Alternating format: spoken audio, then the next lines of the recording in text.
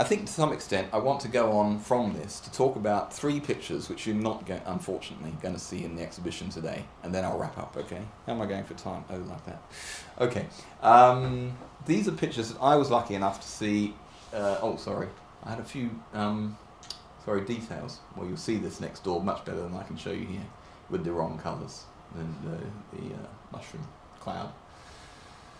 I was lucky enough to see these 3 pictures I'm going to talk about now at the Art Gallery of Hamilton. There was a touring exhibition in Canada a couple of years ago, and that book over there that I just pointed out before is the catalogue that has the products of it, and you'll see those pictures that I'm going to show you here much better in there once my talk is over.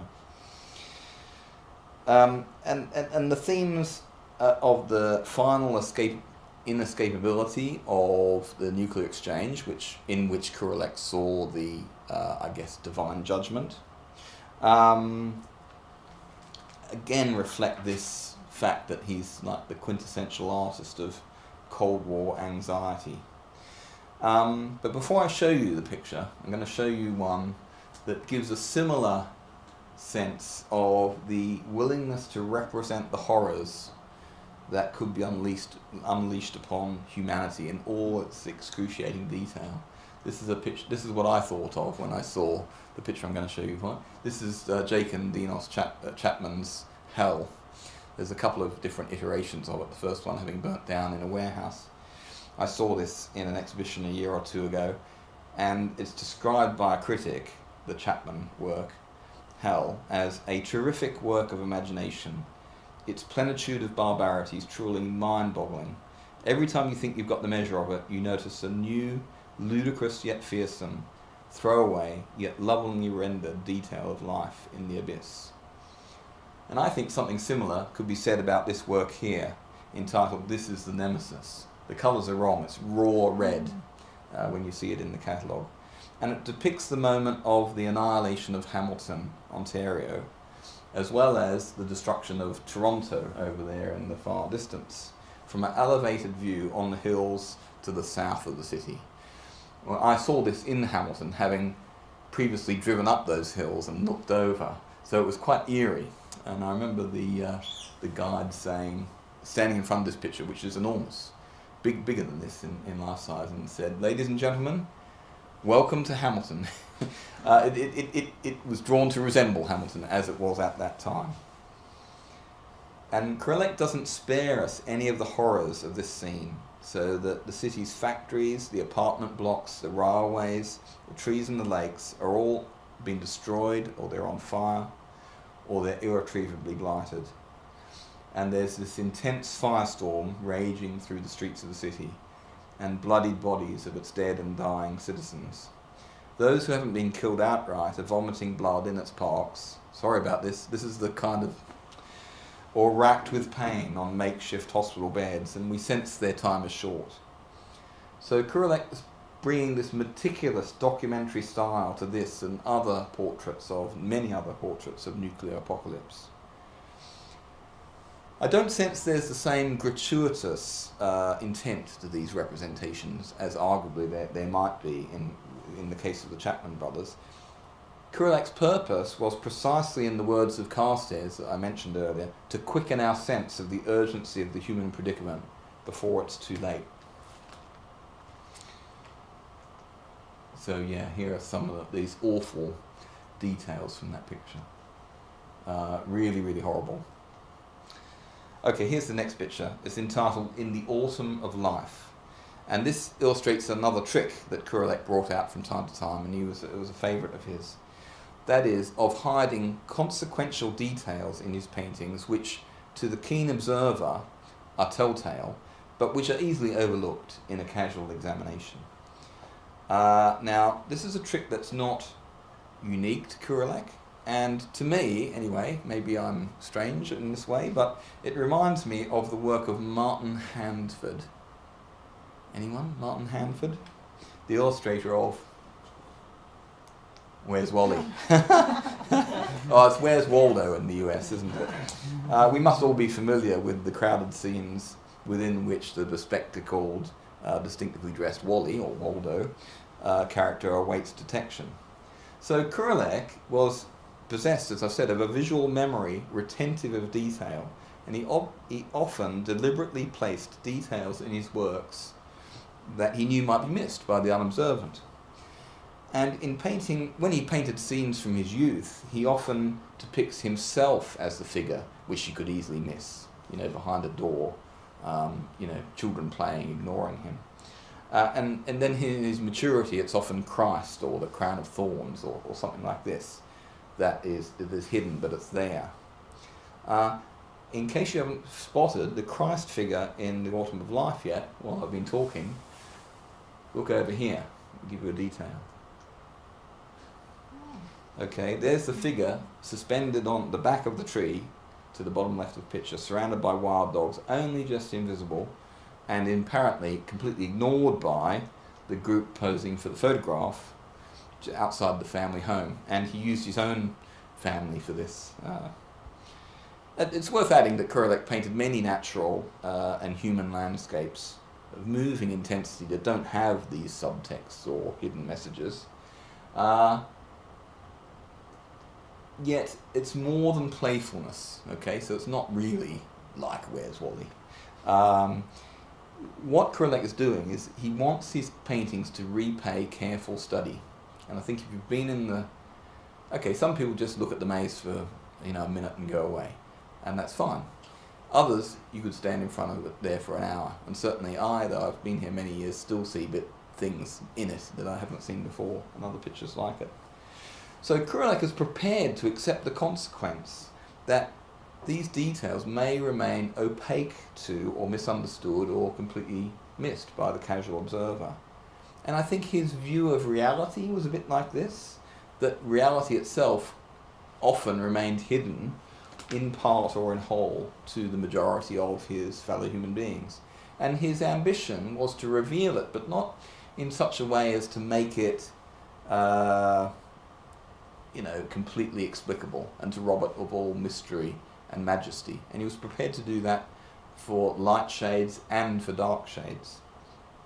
And because this is a Kurelek painting, there's a mushroom cloud at the back of the picture. The coming judgment is never far from his mind. And last picture, well, alright, second last.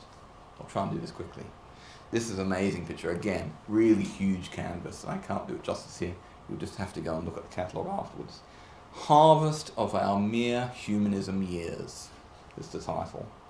And Kurelek is weaving several dystopian motifs current at the time of his working, this is 1972, into a composition that's truly fantastical. So there's a giant hollow grasshopper here, and the pile of books dressed as an academic in professorial garb, and the green dish that contains replicas of Canada's university buildings in the middle distance expresses Kurelek's fear that higher education, valued so highly by millions of Canadian parents and in the Western world, in fact did little or nothing to aid their children's search for individuality and significance. And I think here there are echoes, probably unconscious echoes, of the educational, radical educational thinking of the early 70s. Deschooling Society by Ivan Illich and Neil Postman, The End of Education, in which there's an argument about the necessity of a sustaining narrative to endue education with meaning, which I think Kurelek felt had been lost. And there are people glued to television sets or reading newspapers and paying no attention to where they're walking along here. Again, you'll see this in the catalogue, I trust, if you look at it. And therefore completely oblivious to the danger, the chasm, that the chasms represent in the earth. Some people already fell into them. So here's Neil Postman again, amusing yourself to death, another theme that comes out here. And there are people queuing around this building, which is Toronto City Hall, and really does look like that. They're queuing and waiting in this queue, but where are they going? They just come around here and then they fall off the edge. And another thing, look up here. Oh, you can't see it. Oh my word, what a dreadful... And here it is, just here, it's black. That's the bomb. It's about to drop.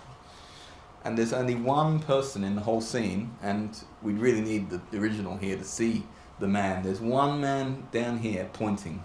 Only one person sees the bomb. So it's an ultimate symbol of futility. And to me, again, this is reminiscent of something which many, or if not all of you, will have seen before. The animation sequences to the Pink Floyd album, The Wall, okay, and the music video, Another Brick in the Wall. Do you remember? Oh, sorry, here are a few of the details. The newspapers, Toronto City Hall with the bomb. I should have used these while I was talking about them, shouldn't I? Yeah, you remember this. This is very, very distinctive. Teachers are memorably depicted as hammers marching in serried ranks, and school was depicted either as a meat grinder into which students are pushed, and or simply as a high, all-encompassing wall.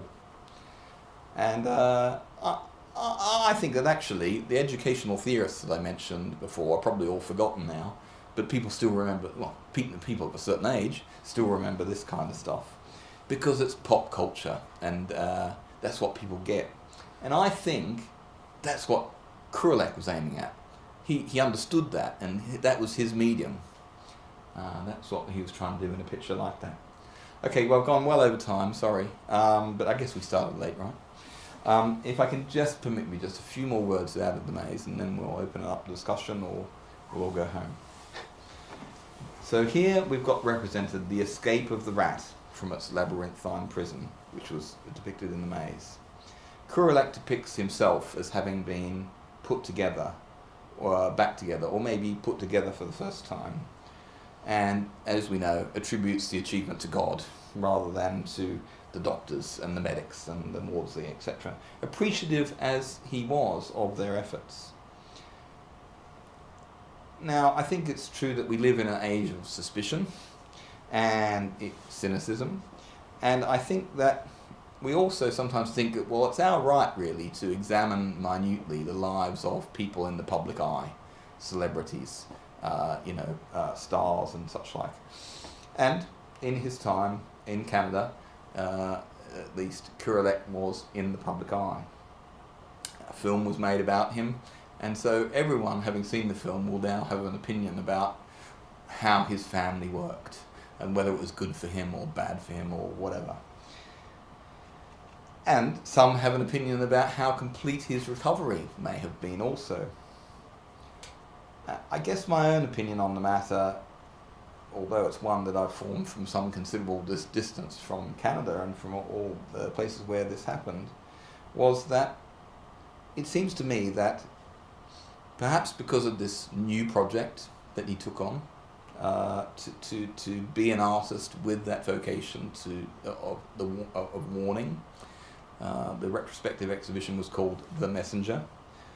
Perhaps because of that, he did undoubtedly recover from the psychological suffering of his youth and young adulthood, but not in such a way as to obliterate or to entirely alter the after effects of that suffering, or to alter his personality or his family history. That's not how recovery worked for him. And I doubt, frankly, whether it's ever really the way recovery from anything really works. The fundamental alteration was not to his personality or to his family. It was to his own perspective on his life history. He got a new one. And I think that alteration can fairly bear the name of recovery.